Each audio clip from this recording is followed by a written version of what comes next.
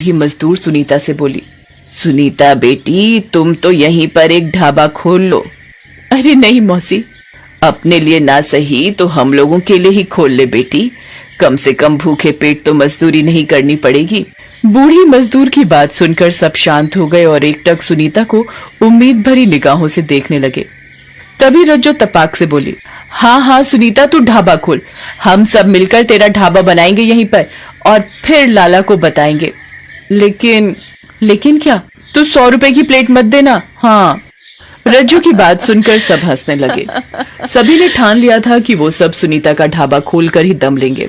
अगले दिन लकड़ियों और पन्नी का जुगाड़ किया गया। कोई कुर्सी लाया तो कोई टूटी हुई मेज। पैसे इकट्ठे करके 2 भगोने लिए गए और 3 दिनों में ही सुनीता का ढाबा खुल गया। बेसन और चावल के लिए रज्जू और सुनीता दोनों ने पैसे मिलाए। फिर अगले ही दिन सुबह सुबह सुनीता ने कढ़ी चावल बना दिए, वो भी मजदूरों के वहां आने से पहले। पिंकी और रज्जो ने भी उसकी पूरी मदद की। सबने कढ़ी चावल खाए और जमकर तारीफ की। सभी ने बोहनी के तौर पर उसे 1-1 रुपया दिया। फिर अपनी उंगलियां चाटते हुए रज्जो सबसे बोली, आज तो 1 रुपया दे दिया, लेकिन कल से पैसे लगेंगे। सुनीता, इतने बढ़िया कढ़ी चावल की प्लेट कितने में दोगी हम गरीबों को? 30 रुपए में। 30 की हाफ प्लेट? नहीं, भरपेट। सुनीता की बात सुनकर सबके चेहरे पर मुस्कान आ गई। कुछ दिनों के बाद इसी ढाबे ने सुनीता और पिंकी की जिंदगी बदल दी और मजदूरों को भी पेट भर खाने का एक सहारा मिल गया।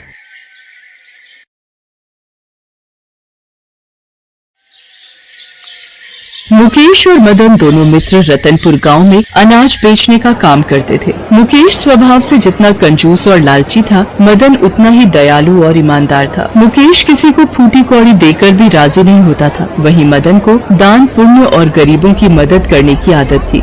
क्यों रे मदन, तूने उस भिखारी को 2 मुट्ठी चावल बिना पैसों के ही दे दिए? तेरे पास खुद तो कुछ बचता नहीं है और तू लोगों को मुफ्त में अपना अनाज बांटता फिरता है। मुझे तो तेरे ऊपर हंसी आती भाई। पता नहीं तू ऐसे दान करता है जिससे पता नहीं तेरे पास लाखों का धन जुड़ा रखा हो। मुझे देख, मैं 1 रुपए की चीज भी किसी को उधार नहीं देता। मुकेश, मुझे किसी जरूरतमंद की मदद करना बहुत अच्छा लगता है भाई। इन सब में मुझे बहुत सुकून मिलता है। तुझे तो समझाना बिल्कुल बेकार है। चल अच्छा, मैं चलता हूँ, कल सुबह दूसरे गांव जाना है तो समय पर निकलेंगे, ठीक है? मुकेश और मदन अपने अपने घर चले जाते हैं। अगले दिन दोनों दूसरे गांव के लिए निकलते हैं। माँ, ये क्या दे रही हो? बेटा, तू दूसरे गांव जा रहा है, रास्ते में भूख लगे तो ये रोटी और सब्जी खा लेना। ठीक है माँ, मैं खा लूंगा। अब मैं चलता हूँ, मुकेश राह देख रहा होगा। मदन और मुकेश दूसरे गांव के लिए निकल पड़ते हैं। जैसे ही वो दोनों दूसरे गांव पहुंचकर तांगे से उतरते हैं, भैया जी बहुत भूख लगी है, कुछ खाने को दे दो। अरे छोड़ दो मदन, ये सामान उठा, हमें सारा अनाज बेचकर शाम तक घर वापस भी लौटना है। एक काम कर, तू गांव के इस ओर जा, मैं इस ओर जाता हूँ, ठीक है? फिर शाम को यही तू मुझे तांगा स्टैंड पे मिलना, ठीक है ना? ठीक है, मिल जाऊंगा। ये लो अम्मा, ये रोटी और सब्जी और ये 50 रुपए रखो, तुम्हारे काम आएंगे। बहुत बहुत शुक्रिया बेटा, खुश रहो। मदन गांव में अनाज बेचने के लिए चल पड़ता है। उधर मुकेश भी अनाज बेचने के लिए निकल चुका था। बढ़िया अनाज ले लो, बहुत ही सस्ते दामों पर बढ़िया दालें, चावल, अनाज ले लो, अनाज। सुनो जी, अनाज बेचने वाला भैया निकल रहा है, हम भी थोड़ा सा अनाज खरीद लेते हैं। घर में अनाज बिल्कुल खत्म हो गया है। तुम्हें तो पता है हमारे पास बिल्कुल पैसे खत्म हो गए हैं। थोड़े बहुत जो बचे हैं उन सब की तरकारी आ जाएगी। अगर तुम कहो तो घर में जो पुरानी थाली रखी है उसे बेचकर हम थोड़ा अनाज खरीद सकते हैं।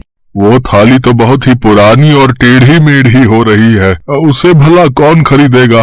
एक बार पूछ कर देख लेती हूँ, कुछ तो अनाज मिल ही जाएगा। ठीक है, अगर तुम्हें लगता है कि मिल जाएगा तो इससे अच्छी बात और क्या होगी।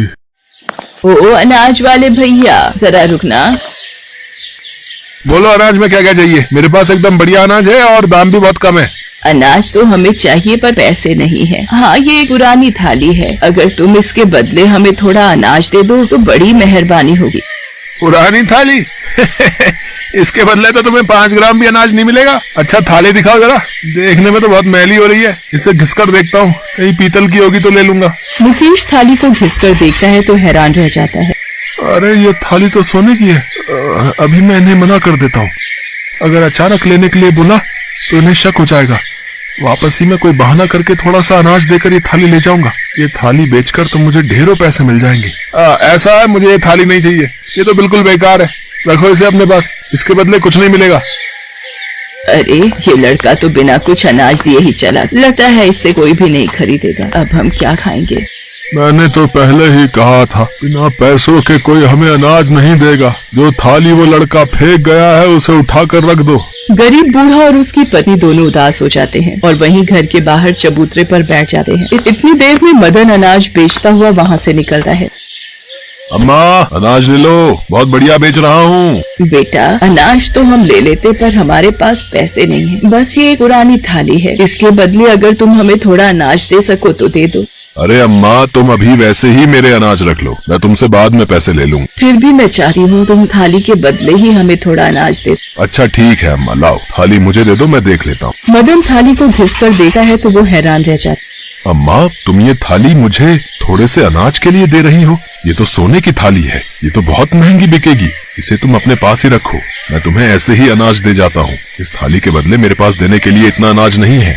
बेटा तुम ये कैसी बातें कर रहे हो? अभी कुछ देर पहले एक लड़का आया था, उसने तो कहा कि ये थाली बेकार है, इसके बदले कुछ नहीं मिलेगा। पर अब जो भी है तुम इसे रखो, तुम बहुत ईमानदार और दयालु हो। अब इस थाली पर तुम्हारा हक है। वो गरीब बुढ़िया और बूढ़ा व्यक्ति मदन को वो सोने की थाली दे देते हैं। मदन बदले में उन्हें सारा अनाज और अपने सारे पैसे देकर वो थाली लेकर खुशी खुशी वहाँ से लौट जाता है। तभी मुकेश वापस आता है। मैंने सोचा कि तुम दोनों गरीब हो, इसलिए वापसी में जो थोड़ा बहुत अनाज मेरे पास बचा है वो देकर थाली लेकर ही चला जाता हूँ। अब तुम भी क्या याद रखोगे मैंने तुम्हारी कितनी मदद की है? अरे बेटा तुमने तो आने में बहुत देर कर दी। वो थाली तो हमने किसी और को दे दी, बदले में हमें वो कितना सारा अनाज और पैसे दे गया है। लो गए काम से, उसी वक्त वो थाली ले जाता तो आज वो थाली मेरी होती। मुकेश मदन के पास वो सोने की थाली देखता है तो उसे अपने ऊपर पश्चाताप होता है। मदन को उसकी ईमानदारी और पुण्य कर्मों का फल मिल गया।